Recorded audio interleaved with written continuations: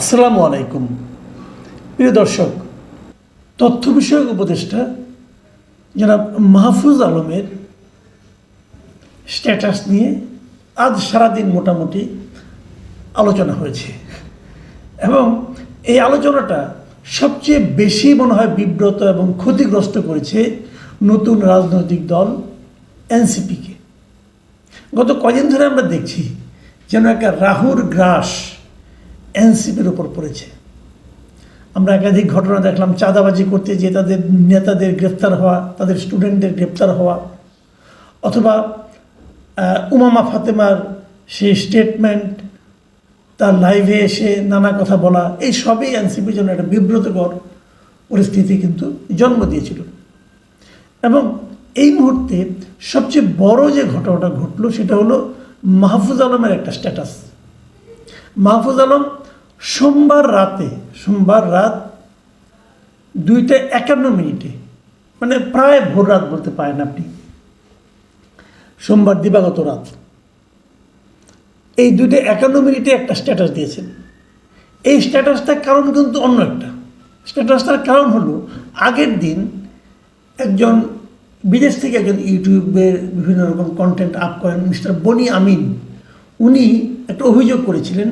সেই অভিযোগটা হলো যে মাহফুজ আলম নাকি একটা দুর্নীতির সঙ্গে জড়িত এবং বিপুল অঙ্ক প্রায় 6 কোটি কিংবা তারও বেশি টাকা অস্ট্রেলিয়াতে বসবাস করেন ওনার ভাই মাহবুব আলম মাহির, তার অ্যাকাউন্টে টাকাটা পাঠানো হয়েছে, বিদেশ থেকে পাঠানো হয়েছে, যে এই শর্তে যে মাহফুজ আলম এখানে একটা টেন্ডারের কাজ করে দেবেন বিটিভির। এই ছিল অভিযোগটা। এই অভিযোগের প্রেক্ষিতে মাহফুজ আলম গভীর রাতে এই স্ট্যাটাসটা দিয়েছেন এবং উনি নিজের আত্মপক্ষ সমর্থন করেছেন যে এই ধরনের কাজ উনি করেনই নাই। উনি লিখেছেন যে তদবিরের কথা যখন উঠলো তখন একটা ঘটনা বলি, আমাদের এক বন্ধু একজন ব্যক্তিকে আমার ভাইয়ের সঙ্গে দেখা করায় বিটিভির একটা টেন্ডারের কাজ করে দিলে তারা পার্সেন্টেজ দেবে এবং জুলাই নিয়ে কয়েকটা দেশে প্রোগ্রামের জন্য হেল্প করবে। আমি জানার পর এটা নিষেধ করে দেই, সদুদ্দেশ্যে হলেও রাষ্ট্রের আমানতের খেয়ানত করা যাবে না।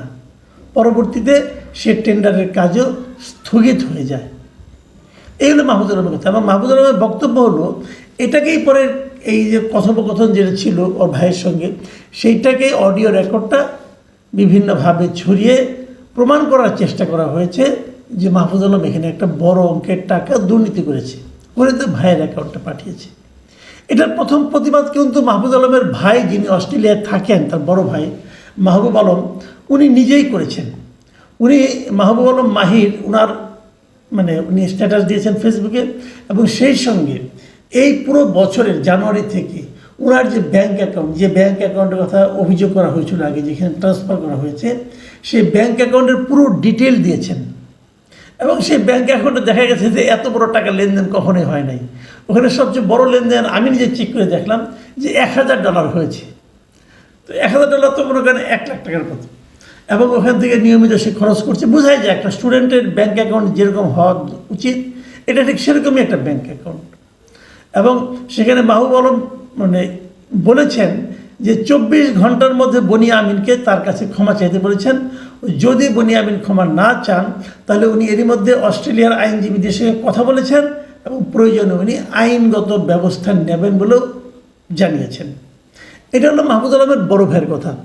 মাহফুজ আলম বড় ভাইয়ের এই স্ট্যাটাসটাকে তার এখানে তার স্ট্যাটাসে শেয়ার করেছেন।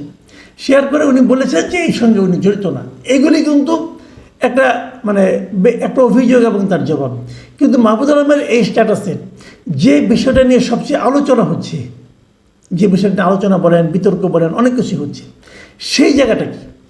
সেই জায়গাটা হলো তিনি স্পষ্ট করে লিখেছেন যে জায়গাটা, সেটা আমি আপনাদেরকে পড়ে শোনাই। আজকাল অনেকের লেজ কাটা যাচ্ছে বলে আমার বিরুদ্ধে লেগেছেন। নতুন একটি দলের কয়েকজন মহারথী এতে জড়িত, সবই প্রকাশ পাবে। একটা সার্কেলে প্রায় সবাই দুর্নীতিগ্রস্ত, কিন্তু একজন কোনো টাকা ধরছেন না, এটা কার সহ্য হবে? এই কথাটা 2টা 51 মিনিটের স্ট্যাটাস উনি দিয়েছেন। এই বাক্যগুলি নিয়ে আমি আলোচনা করব একটু পর। তার আগে আমি বলে নিই আপনাকে যে এই স্ট্যাটাসটা দেওয়ার 1.5 ঘন্টা পরে ভোর রাত 4:28 উনি স্ট্যাটাসের এই অংশটুকু, আগে অন্যগুলো না, কেবল এই অংশটুকু পরিবর্তন করেছেন। পরিবর্তন করে তিনি যেটা লিখেছেন, এখন দুটোর সঙ্গে আপনি মিলিয়ে নেন।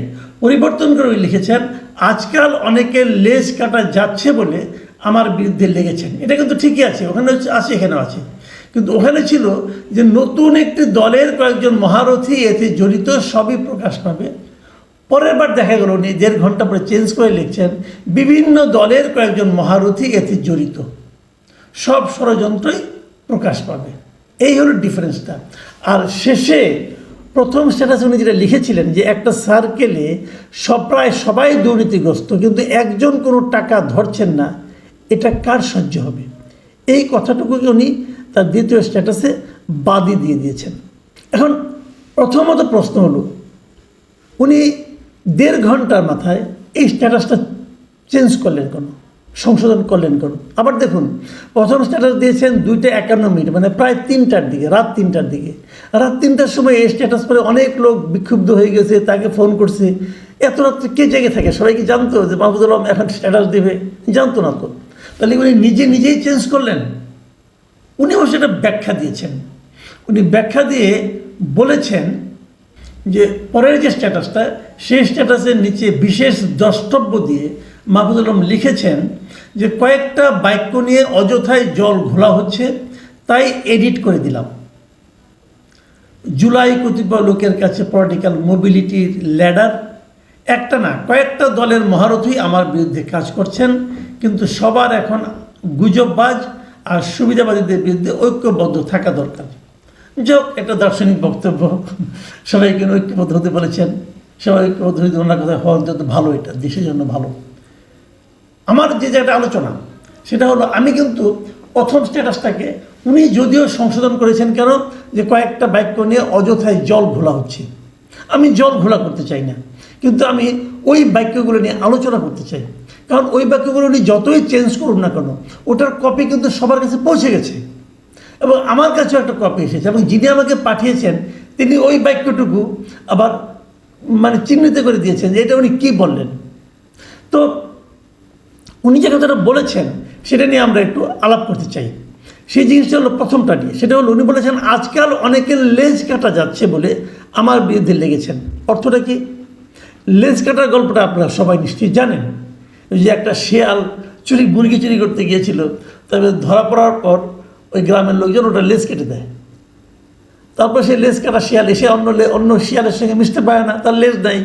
তখন সে অন্য থেকে পরামর্শ দেয় তোমরাও লেজ কেটে ফেলো। যাক, সেটা অন্য গল্প, ওই গল্প এখানে